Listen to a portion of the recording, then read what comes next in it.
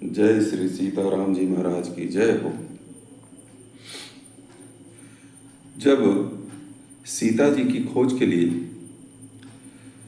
बंदर भालुओं का झुंड अलग अलग दिशाओं में प्रवेश किया और माता सीता का पता लगाने के लिए प्रयत्न करता रहा, उसी समय दक्षिण दिशा की तरफ जाने वाली जो टोली थी उसमें मुख्य रूप से जामवंत जी, हनुमान जी, अंगद जी, नल नील ये उसमें शामिल थे। उस टुकड़ी का या उस सेना का जो दक्षिण दिशा में खोजने जा रही थी उसका संचालन युवराज अंगद कर रहे थे और उस टुकड़ी में मतलब उस दल में जामवंत जैसा वयोवृद्ध व्यक्ति था। आगे यह भी हम जानते हैं कि इसी दल ने माता सीता का पता भी लगाया था। ऐसा क्यों? ऐसा इसलिए हुआ क्योंकि इसमें जामवंत जैसा बुद्धिमान वयोवृद्ध व्यक्ति भी था और अंगद हनुमान जैसे युवा व्यक्ति भी थे। तो समाज को नया कार्य करने के लिए प्रेरित करने का काम, नवयुवकों को प्रेरित करने का काम यह वृद्ध करता है।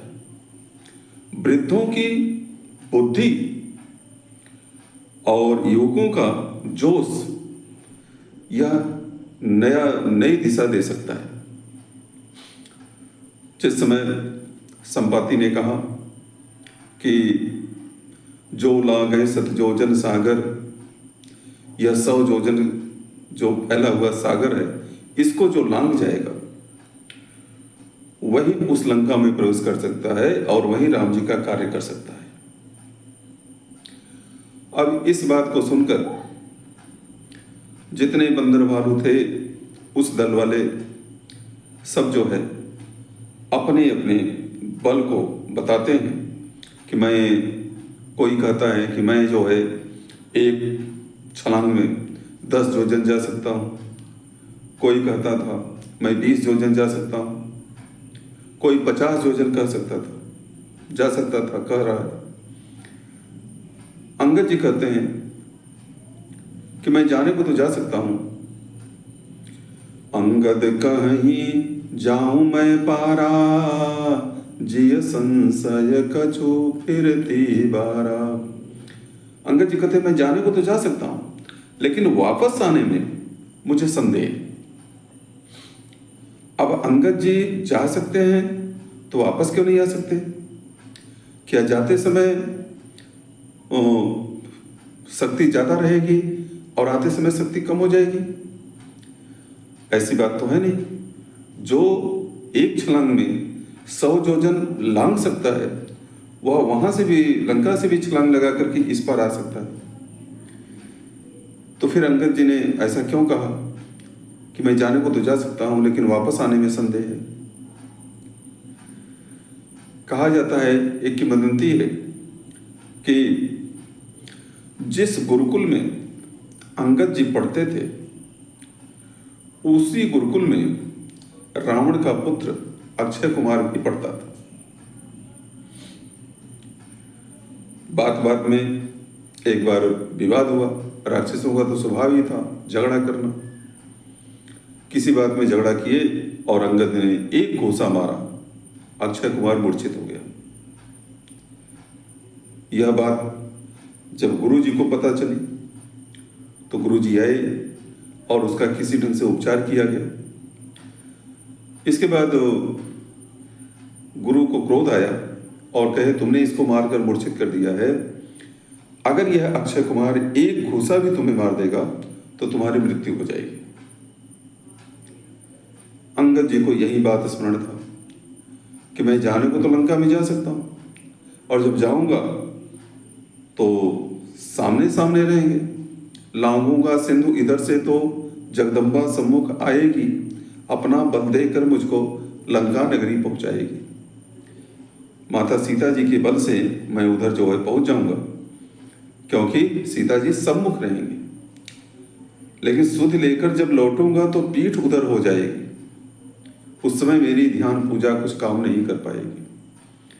तो कहते हैं कि जब मैं यहाँ से जाऊंगा तो रावण का पुत्र मेरा सामना तो कर नहीं सकता, मेरे सामने आकर के मुझ पर वार नहीं कर सकता।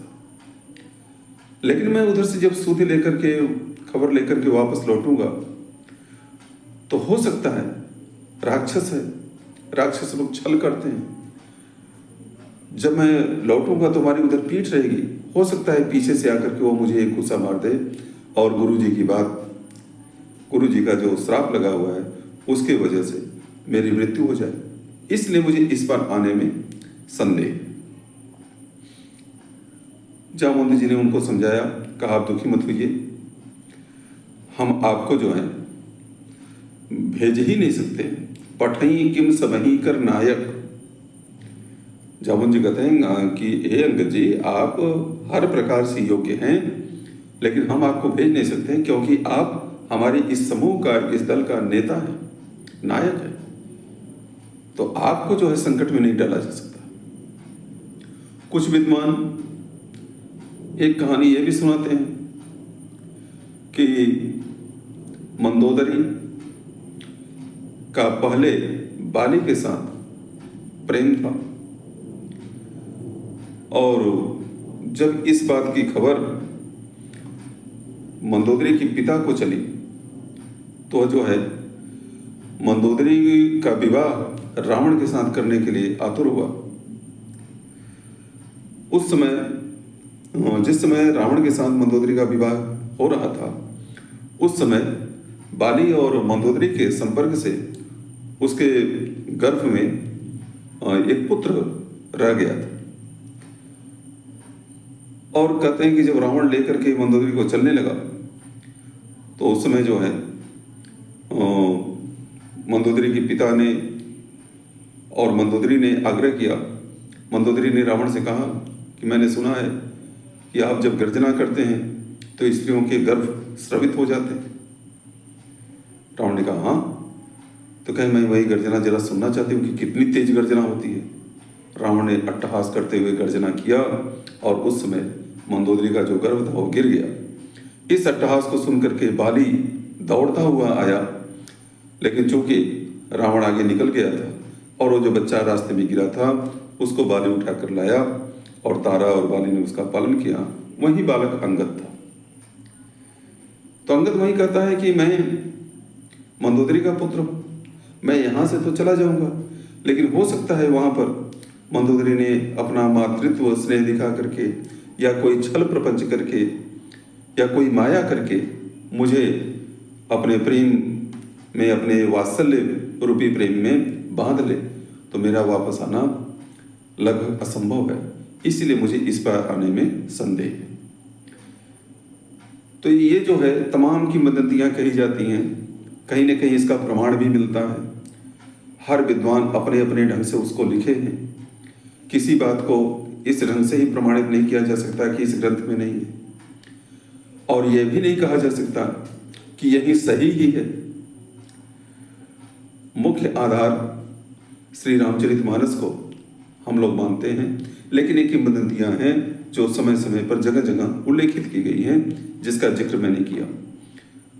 तो अंगद के पास सामर्थ्य था, वह बाली का पुत्र था और वह जाने के लिए आतुर भी था, जा भी सकता था। वापस आने में सिर्फ यही संदेह था कि अक्षय कुमार उसका जो है पीछे से भी अगर वार करता तो उसकी मृत्यु हो जाती। इसीलिए अंगद कह रहा था कि अंगद कहूँ जाऊँ मैं पारा, जे संशय कछ फिरती बारा।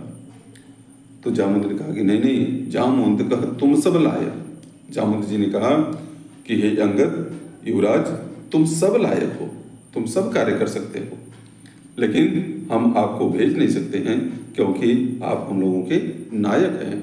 तो नायक अगर किसी खतरे में पड़ जाएगा तो दल का नेतृत्व कौन करेगा, इसलिए आपको हम उस पार नहीं भेज सकते हैं। यह कार्य तो किसी और से करना होगा, किसी और से कराना होगा। इसी बात पर